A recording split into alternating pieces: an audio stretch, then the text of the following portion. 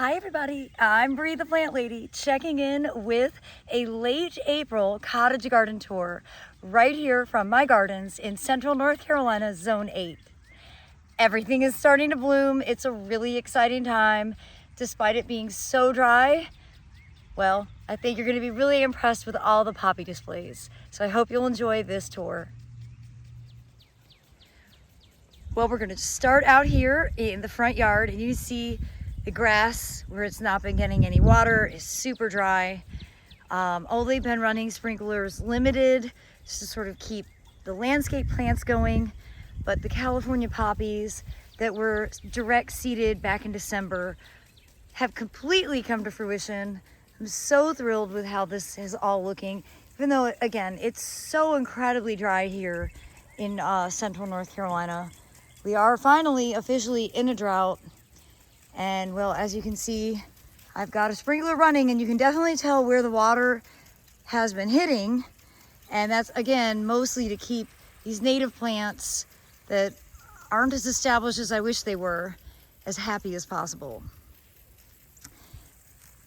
You can see that there are some breadseed poppies in this border starting to bloom as well. And not as many corn poppies as I was anticipating, but it's okay. Every year is different. You never know how things will shape out, and this year for these front borders, it's definitely the Schultzia californica, the California poppies, that are the shining stars. I just came out this morning and all of these were in full bloom. It just filled me with glee. Well, here in the perennial pocket bed, first of all, this salmon color self-seeded poppy is doing great. You see tons of blooms on it, lots more to come. This will probably be done by the open garden on May 9th, but plenty of others are still to come. And of course, you can see behind here, we've got lots of different colors. My poppies are all open pollinated, so bees go from plant to plant. You'll never know what the color will be. I love this pale lavender, and of course this nice dark sort of grape color. These are not Lauren's grape. Everybody always asks, these are open pollinated. So again, you're gonna get all the different colors, not just one specific color. I'm really enjoying this purple baptisia with the soft yellow flowers of the kohlrabi. And then of course, this has been a favorite shot of mine. See the Land Rovers in the background. But these lavender poppies with the pink larkspur that's self-seeded right over there. As we walk back to the greenhouse, you can see that Nigella is doing really well. This is all, again, self-sown. The self-sown larkspur here has started to open, and then some of the poppies have also started to open. Now, I sowed these heavily last year, but not this year, because this is a bit too much shade, but it's full sun in the winter. So it's showing that you can get things established in winter sun, even though it's full shade at this season, they'll still perform. I went plant shopping. My favorite nursery, Gerald and Henry's at the State Farmers Market. They have the best selection of plants. I'm gonna do some videos just about these different vegetables, but like 130 different varieties of tomato, 90 some varieties of pepper, maybe 60 different varieties of eggplant. Super, super cool, wonderful, wonderful grower, high quality, super kind. But behind that, you guys, lots of poppies have started to bloom. And you know what? It occurred to me, these poppies were from a pack that I picked up when I was visiting Georgia last year. And it's an awesome nursery, or I'm sorry, kind of a florist sort of garden center. And Matt gave me these from his collection, and that's why they're all this beautiful pink. So I am gonna make sure I give you the proper name in text. There's one really dark red one that's just opened today, and it's kind of a double, which is really cool, and it's such an incredible color. And look, there's like a frilly purple, So, though a lot of these, of course, I seeded too densely, they're small, I still love them, and every day new ones are opening. And I'm definitely reminding myself that I do want to include crimson clover in these borders next year. These were actually self-sown. Though the deer eat them, I tend to occasionally leave them alone. And I really like the red with the Eschscholzia, and then of course with all of the poppies. And you can see that the oats are finally starting to take off, and this cage has helped a lot to prevent the deer. So you can see there are the oat seeds starting to form, and it's very dry. I need to turn on a sprinkler once I'm done with this garden tour.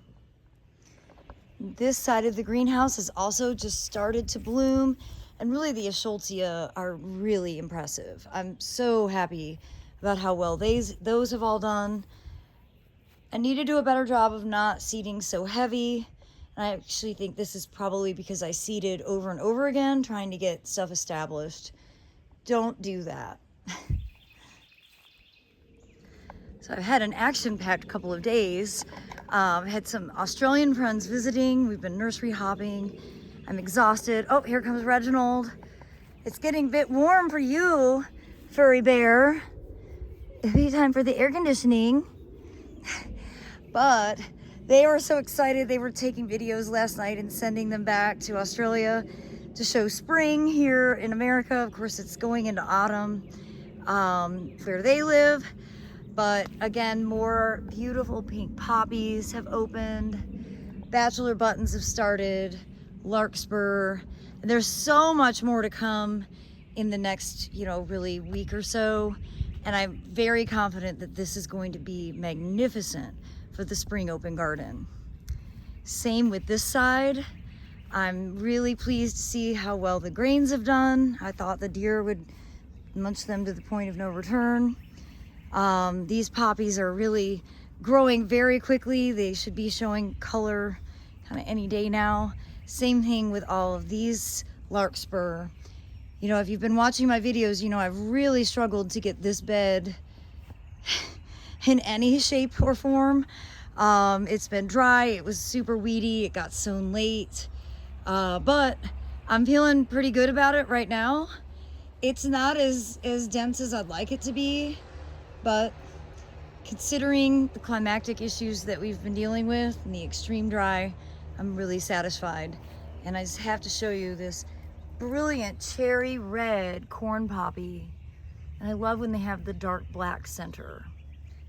Well, I tried to put him in the air conditioning, but he wants to come on a garden tour. And you see his poor ears are starting to get pink, and that's from mosquito bites. He's allergic to mosquitoes and haven't found anything that works. Poor sweet kitten. Oh, God, you're precious. All right, come on, Reg. Let's take him through. So, I do have some weeding to do. I've got this Kentucky coffee tree that shoots up everywhere. Really don't recommend planting that. And over here, the deer have been ravaging the hydrangeas. I've decided I'm just gonna pull them out. If somebody wants them, they can take them. Overall, because of running sprinklers, things don't look as bad as they could on this property. Let's start over here where the pathway is the primary blooming space. And it's mostly corn poppies still, although the breadseed poppies are definitely getting ready to start to bloom. You can see buds are dangling. That experiment has not worked out. It dries out too fast, and it's just not the right vessel for growing poppies in. So I won't do that again. And I was just thinking I should just move it somewhere where I can grow some vegetables or something in it. That's what it's actually meant for. So won't do that again. Huh, Reginald? Well, these self-sown poppies are looking beautiful, and you see what I mean with open pollinated. They can be right next to each other and be two different colors. So that's when I'm collecting my seeds, they're any color. Just want to keep making that clear. These are not cultivated varieties. And one of my favorite colors for the bread seed poppy is this brilliant cherry red. And so I was so excited to see this plant. And this is just one plant. See, it's just a really robust self-sown plant. So lots of flowers to come. And yeah, I'm really, really happy about that. And the pool bed didn't really come out to how I had envisioned it, but I think that's also partly because it's so dry and I haven't watered. But this self-sown Eschscholtzia looks great, and you can see the larkspur on this side, which is all self-sown, is starting to bloom. We've got the first open poppy here, which is also self-sown. So magnificent. And lots of flowers to come. Nasturtiums and cauliflower that were planted in that feed tank are growing out really well. It's just a matter of keeping them watered. Unfortunately, it's a hot forecast and there's still no real substantial chance of rain. So it's kind of like my worst nightmare. I hate drought, and I've never actually experienced a spring this dry.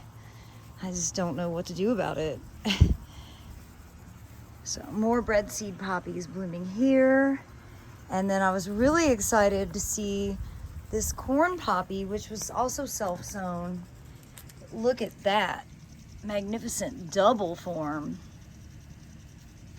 Most of the corn poppies that I grow turn out to be kind of the red with the dark throat.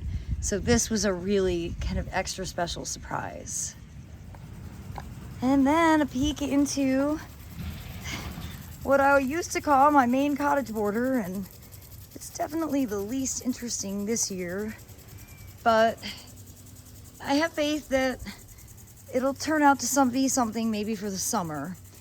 I think it'll look good when more poppies and larkspur start to show color, but compared to what it looked like a few years ago, I'm really disappointed. But just shows you it's difficult to compare year by year. There's so many different factors. The deer have caused so much issue, but really the primary reason that this bed is failing is drought. And I just can't water it enough. I went through and hand watered already today. Now I'm running the sprinkler in hopes that some of it will actually soak in instead of just running off.